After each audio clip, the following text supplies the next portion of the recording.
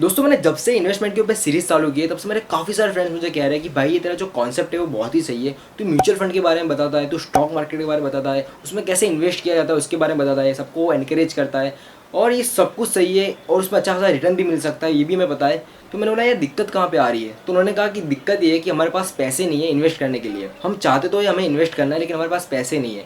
और मेरे काफ़ी सारे फ्रेंड्स जो है वो स्टूडेंट है और कुछ कुछ है जो जॉब करते हैं और उनको मैंने कहा कि यार तुम तो जॉब करते हो, तुम तो इन्वेस्ट कर सकते हो। तो उन्होंने कहा कि मेरी यार जॉब की सैलरी फॉर एन एग्जांपल 30,000 रुपये है और उनकी जो महीने की एक्सपेंस है वो मान लो 10,000 रुपये। तो वो कहते हैं कि 20,000 रुपये जो मेरे बचे वो 20,000 रुपये मैं ऐसी जगह पे इन्वेस्ट करना नहीं चाहता जहाँ पे बहुत ज़्यादा रिस्क हो और मुझे इंस्टेंट जो भी पैसा चाहिए वो मैं नहीं ला पाऊंगा। तो मेरा जो पैसा है जो 20,000 रुपये मेरे बचे वो मैं एफडी या फिर सेविंग अकाउंट में डालना चाहूँगा कि मुझे वापस मिल सके एनी टाइम एनी वे। और मेरे जो फ्रेंड्स स्टूडेंट हैं उनको मैंने कहा कि यार तू पेरेंट्स से मांग ले, पेरेंट्स थोड़े समझ जाएंगे, उनको थोड़ा बहुत समझाना पड़ेगा, बाकी वो मान जाएंगे। तो उन्होंने कहा कि नहीं यार मेरे जो पैसे मैं इन्वेस्ट करना चाहता हूँ वो मैं पेरेंट्स के पैसे से नहीं करना चाहता हूँ, मैं खुद की कमाई से करना चाहता हूँ। तो मैंने कहा कि यार ये चीज़ तो सोचने वाली है कि अगर कोई बंदा स्टूडेंट है या फिर कोई जॉब कर रहा है और उनके लिए जो पैसे लाने हैं वो पैसे कहाँ से लाए। तो आज की इस वीडियो में हम ये नहीं बताएंगे कि यार बिना पैसों के इन्वेस्टमेंट कैसे किया जाए, हम इस टॉपिक के ऊपर बात करेंगे कि पैसे को कैसे लाया जाए, कैसे बनाया जाए। तो ये टॉपिक सिर्फ और सिर्फ आपके लिए, क्योंकि मैंने सोचा कि यूट्यूब पे भी मेरे काफ़ी सारे फ्रेंड्स हैं जिनको इन्वेस्टमेंट करनी तो है लेकिन उनके पास पैसे नहीं है, तो उनको कैसे पैसे जनरेट कर सकते हैं, कैसे वो पैसे ला सकते हैं। तो ये वीडियो ऐसे सारे फ्रेंड्स के साथ शेयर करो जो इन्वेस्टमेंट करना चाहते हैं लेकिन उनके पास कुछ ना कुछ ऐसी दिक्कत है और ये वीडियो उसके लिए बहुत ज़्यादा हेल्पफुल हो सकती है। तो अगर ये वीडियो अच्छा लगे तो इस वीडियो को लाइक कर देना और अगर ऐसे कोई फ्रेंड्स है आपके जो इन्वेस्टमेंट करना चाहते हैं तो उसको शेयर कर देना। सो गाइस, इन्वेस्टमेंट के लिए पैसे को लाने के दो तरीके, सबसे पहला सेविंग्स करके और दूसरा अपने एक्सपेंसेस को कम करके। अब ये दोनों तरीके एक स्टूडेंट हो या फिर एक जॉब एम्प्लॉय हो, दोनों के लिए बेस्ट है। क्योंकि मान लो कोई स्टूडेंट है जिनको पैसे की जरूरत है, वो इसके पास कोई सोर्स ऑफ इनकम नहीं है, तो वो अपने एक्सपेंसेस को कम करके रिड्यूस करके अच्छा खासा पैसा बना सकता है और इन्वेस्टमेंट में डाल सकता है। और अदर साइड अगर मान लो कोई जॉब एम्प्लॉय है तो सेविंग्स तो कर ही रहा है अपनी, लेकिन साथ ही साथ अगर एक्सपेंसेस को कम करेगा तो अच्छा खासा मतलब पैसा बना सकता है और वो इन्वेस्टमेंट में डाल सकता है। अब बोलोगे आप कि यार एक्सपेंसेस को कम क्यों करना है, तो एक सिंपल सा लॉजिक है। तो यार आप कोई भी बड़े लोगों की हिस्ट्री उठा के देख लो, मान लो रतन टाटा हो या फिर वॉरेन बफेट, दोनों की हिस्ट्री में या फिर उनकी बायोग्राफी में देखोगे तो चाहे तो इतने बड़े बड़े लेवल पे होके भी काफ़ी बड़ी बड़ी गाड़ियाँ ले सकते हैं, लेकिन घूमते हैं कितने में, एक छोटी सी गाड़ी में, एकदम नॉर्मल सी गाड़ी में। तो वो खुद अपने एक्सपेंसेस को काफ़ी कम रखते हैं और अपने जो पैसे हैं उसको कहीं ना कहीं इन्वेस्ट करते, कोई बड़ी कंपनी में लगा दिया या फिर किसी को दे दिए जहाँ से मतलब डोनेशन दे दिया, या फिर किसी ऐसी एसेट में लगा दिया जहाँ से उनको पैसे मिलते हैं। तो ये चीज़ आप खुद भी नोटिस कर सकते हो कि वो लोग ऐसे एसेट में लगाते हैं, वैसे आप भी अपने पैसे को बचा के अपने एक्सपेंसेस को कम करके एक एसेट में लगाओ जहाँ से आपको रिटर्न मिले। यहाँ पे मैं एक और चीज़ एडिशनल करना चाहता हूँ कि read that poor dad book में भी लिखा है कि हमें एसेट को खरीदना चाहिए रादर देन लायबिलिटीज। और एक क्वेश्चन भी मैं आपको करना चाहता हूँ, ये आप मुझे पोल में बता सकते हो कि आपको एसेट खरीदना चाहिए या फिर लायबिलिटीज, और आप अपने घर के लिए अपने फैमिली के लिए एसेट हो या फिर लायबिलिटीज, तो आप मुझे यहाँ पे पोल में जरूर बताइए। सो गाइस, अभी मैं आपको ऐसे 10 एक्सपेंस बताने वाला हूँ जो कि अपने डेली लाइफ में खुद फेस किए होंगे, प्लस ये लॉकडाउन के पीरियड में आपने खुद ऐसे नोटिस किया होगा कि यार ये तो मेरे खर्चे हैं जो कि मुझे नहीं करने चाहिए थे, और ऐसे 10 पॉइंट मैंने इस फोन में लिखे, मैं आपको वन बाय वन बताता हूँ। सबसे पहला पॉइंट है न्यूज़पेपर कैंसर। तो यार एक सिंपल सा लॉजिक है, हमने ये लॉकडाउन के पीरियड में फेस किया है कि हमें न्यूज़पेपर की कोई जरूरत नहीं है, हम ई न्यूज़पेपर कहीं ना कहीं से हमें न्यूज़पेपर पढ़ने के लिए मिल जाता है। अब न्यूज़पेपर का खर्चा अगर हम देखने जाए तो महीने का 300 रुपये न्यूज़पेपर का खर्चा होता है। अगर आप चाहे तो न्यूज़पेपर को बंद करवा सकते हैं, अपने वो 300 रुपये हर महीने बचा सकते हैं, तो साल के कितने हो गए, 3600 रुपये साल के हो गए। तो हम एक सिंपल सा लॉजिक है कि हम फोन से, एक हमारे पास डिवाइस है, डिवाइस से हम आराम से ई न्यूज़पेपर पढ़ सकते हैं, जो कि हम फोन पे वैसे ही डेली कुछ ना कुछ करते रहते हैं, व्हाट्सअप करते रहते हैं। तो हमें 3600 रुपये हमारे बच रहे, तो न्यूज़पेपर को बंद करवाना चाहिए। मैंने अपने घर का न्यूज़पेपर बंद करवा दिया और साल के 3600 रुपये में खुद बचा रहा हूँ। अब सेकंड चीज़ के ऊपर मूव करने से मैंने एक छोटी चीज़ बताना चाहता हूँ कि 10 चीज़ों में से कुछ चीज़ें ऐसी होगी जो आपके लिए रिलायबल होगी और कुछ होगी जो नहीं होगी। तो फॉर एन एग्जाम्पल न्यूज़पेपर बंद करवाना मेरे लिए रिलायबल नहीं है, मुझे न्यूज़पेपर चाहिए, डेली मुझे पढ़ना ही पढ़ना है, तो वो मैं नहीं कर पाऊंगा। तो आपको वो नहीं करना है, बाकी की 9 चीज़ों पे फोकस करना है। तो इनमें से जो चीज़ ऐसी हो जो आप नहीं कर पाओगे तो उसको आपको नहीं करना है, लेकिन बाकी की चीज़ों पे फोकस करना है, वहाँ पे अपने एक्सपेंसेस को कम करना है। तो अगर आप ऐसा कह रहे हो कि मैं इन 10 चीज़ों में से कुछ नहीं कर पाऊंगा, तो आप इन्वेस्टमेंट के लिए पैसा जमा नहीं कर पाओगे।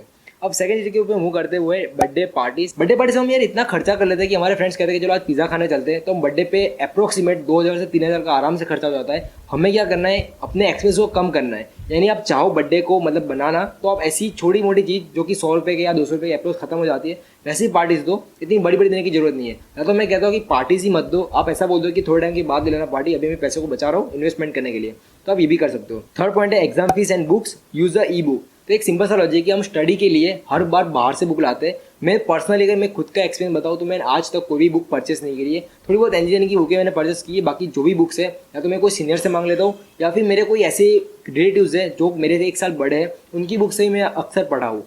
तो एग्जाम फीस एंड बुक्स के लिए आप सिंपल सा लॉजिक, अपने कोई बड़े या तो अपने कोई सीनियर्स को ढूंढ लो, उनको कहो यार मुझे थोड़े टाइम के लिए बुक चाहिए, मैं पढ़ के वापस आपको दे दूंगा। तो आप एग्जाम फीस या एग्जाम आए उसके पहले उनके पास से बुक मांग सकते हैं और ऐसे बुक का खर्चा बचा सकते हैं। या फिर ई बुक या ई PDF बहुत सारी अवेलेबल है, वहाँ से आप कर सकते हो। और एग्जाम फीस यानी काफ़ी सारे स्कूल्स या काफ़ी सारे कॉलेज में एग्जाम की फीस को निकाल दिया है। तो आप ऐसा भी कर सकते हैं कि जो फीस आपकी बच गई है, जैसे मेरी कॉलेज की फीस ये निकल गई है, तो ऐसी जो फीस बच गई है उसी फीस को आप जमा कर सकते हो, उसी फीस को कलेक्ट करके आप उसको इन्वेस्टमेंट में डाल सकते हो। फोर्थ पॉइंट है पेट्रोल सेविंग। हम अक्सर कहीं ना कहीं हमें जाना होता है तो हम मोटरसाइकिल लेके चले जाते हैं या फिर कहीं गाड़ी लेके चले जाते हैं, तो पेट्रोल का खर्चा वैसे ही हम जाते हैं। पूरे पूरे मंथ में पेट्रोल इतना ज़्यादा बढ़ा है कि पूछो मत। तो पेट्रोल का खर्चा बचाने के लिए जो भी मोटरसाइकिल यूज़ करते हैं, यानी यहाँ से कोई शॉप पे जाना है तो आप सिंपल सा लॉजिक लगा सकते हो कि यार मुझे यहाँ से इतना जाना है, तो आप पैदल चले जाओ या फिर कोई साइकिल पे चले जाओ। आपकी एक्सरसाइज हो जाएगी, प्लस आपकी हेल्थ के लिए भी अच्छा है और आपकी खुद की जो पेट्रोल का सेविंग है वो भी हो गया। तो पेट्रोल का सेविंग बहुत ही अच्छा है और आप अच्छा से कर सकते हो। लेकिन अगर पर्सनली मैं खुद ये चीज़ बताऊँ तो मेरी ये चीज़ रिलायबल नहीं है, तो मैं ये कभी नहीं करता। मुझे कहीं भी जाना होता है तो मैं गाड़ी लेके जाता हूँ और कहीं भी आना होता है कुछ चीज़ों में पैदल चले जाता हूँ। बाकी मुझे खुद अपना एक्सपीरियंस बताऊँ तो मैं गाड़ी लेके ही जाता हूँ, तो ये मेरे लिए रिलायबल नहीं है। वो अगर आपके लिए नहीं हो तो आप बाकी चीज़ों पर फोकस कर सकते हो। Next generate more income sources. जैसे मेरा खुद का एक सोर्स है यूट्यूब और दूसरा मेरा 2-3 सोर्स है जो मैं अपने फादर के बिजनेस में लगा हुआ हूँ। तो वो थोड़े बहुत इनकम सोर्सेज है जहाँ से मुझे पैसे आते रहते हैं। जैसे आपको कोई ऐसा सोर्स ढूंढना है जहाँ से आपके पैसे आए, मान लो फ्रीलांसिंग हो या फिर एक छोटी मोटी जॉब हो या फिर कोई ऐसी चीज़ हो जहाँ से आप अच्छा खासा पैसा अर्न कर सकते हो और वैसे आप इनकम सोर्सेज जनरेट करो। और मेरे थोड़े बहुत फ्रेंड्स भी हैं जो फ्रीलांसिंग करते हैं ऑनलाइन वेबसाइट से, तो अगर आप चाहो तो उनको भी मैं यहाँ पे इंट्रोड्यूस करा सकता हूँ और आपको अगर उनसे थोड़ा बहुत नॉलेज मिल सके कि वो कैसे करता है और वो कैसे मतलब पैसे कमाता है, तो वो भी आप कर सकते हो। 6 पॉइंट है वो है मूवीज टेलीग्राम। हम अक्सर देखते हैं कि मूवीज़ के लिए हम 200 से 300 रुपये आराम से खर्च कर लेते हैं, कहीं पे मूवीज़ देखने जाते हैं कहीं पे भी। लेकिन अभी एक बेस्ट प्लेटफॉर्म है टेलीग्राम, वहाँ से हम ऑनलाइन मूवी डाउनलोड कर सकते हैं। तो ऐसे आप मूवीज़ को भी डाउनलोड कर सकते हो ऑनलाइन अगर आप चाहते हो तो। लेकिन कुछ कुछ लोगों के लिए ऐसा हो सकता है कि मूवीज़ मुझे बाहर ही देखना है, थिएटर में देखने की मजा ही अलग है, तो आप वहाँ पे देख सकते हो। दूसरे पॉइंट को फॉलो कर सकते हो, मैं कुछ कह नहीं सकता। और मैं खुद अगर पर्सनल मुझे मूवीज़ देखनी है तो मैं टेलीग्राम पे डाउनलोड करके खुद देख लेता हूँ, तो उसमें पैसे आराम से बच जाते हैं हमारे। अगला पॉइंट है पान मसाला। मैंने काफ़ी सारे टीनेजर को देखा है जो कि पान मसाले में आराम से बहुत ज़्यादा पैसे खर्च करते थे। अगर एक सिगरेट की बात करूँ वो है 15 रुपये, और अगर मंथली अगर देखना जाए तो 450 रुपये आराम से आपके निकल जाते हैं। तो हम चाहे अगर डेली की एक सिगरेट भी अगर पीते हो आप तो महीने के 450 रुपये आपके निकल गए, तो वहाँ से भी अच्छा खासा सेविंग हो सकता है, आपकी हेल्प बच सकती है। तो अगर आपकी ऐसी कोई हैबिट है तो उसमें पैसे बचा सकते हो। हमें कभी भी ऐसा लगता है कि 15 रुपये में क्या हो गया, उसमें क्या मतलब बड़ी बात हो गई, लेकिन हम पूरे महीने की या पूरे साल की अगर वो इनकम को कैलकुलेट करते हैं तो काफ़ी बड़ी अमाउंट निकल के आती है। तो हमारी हेल्थ भी बच सकती है, प्लस ये पान मसाले में हमारी इनकम भी आराम से जनरेट हो सकती है। नेक्स्ट पॉइंट है वो है सब्जी नेगोशिएशन।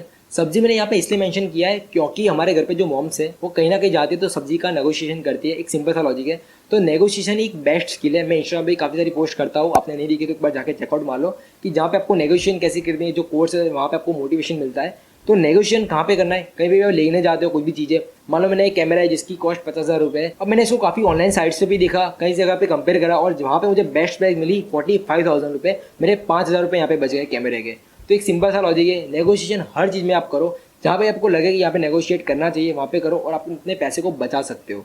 अगला पॉइंट है वो है ई कॉमर्स कैशबैक। हमें लाइट बिल भरना हो, गैस बिल भरना हो, कुछ भी ऐसे काम करना है तो ई कॉमर्स में काफ़ी सारे एप्लीकेशन अवेलेबल है, जैसे कि अमेजोन, पेटीएम, फोनपे, बहुत सारे एप्लीकेशन है जो हमें ई कॉमर्स में कैशबैक देती है। लाइट बिल पे 50 रुपये, 100 रुपये।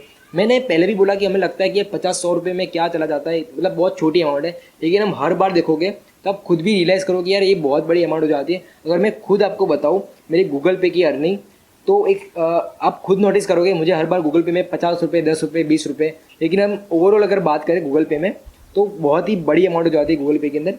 तो मैं आपको यहाँ पे एक दिखाता हूँ गूगल पे का कि मेरी कितनी अमाउंट अर्न करी है गूगल पे से। मैं आप देख सकते हो कि 2060 रुपये मैंने गूगल पे से अर्न किया है और ये छोटी छोटी अमाउंट होके मैंने काफ़ी सारा अर्न करिया है 2000 से ऊपर। वैसे मेरे पेटीएम में 10,000 रुपये ऊपर है और अमेजोन में भी मेरे 5,000 ऊपर रुपये है। तो छोटी छोटी करके भी आप काफ़ी अच्छा अर्न कर सकते हो। आपने ये खुद नोटिस किया, मैंने यहाँ पे आपको दिखा दिया। गैस बिल, लाइट बिल या फिर ऑनलाइन कोई रिचार्ज करने के लिए आप अगर ई कॉमर्स वेबसाइट का यूज़ करोगे तो आपको काफ़ी अच्छा कैशबैक मिल जाएगा और वहाँ पे भी आप अच्छा खासा पैसा बचा सकते हो।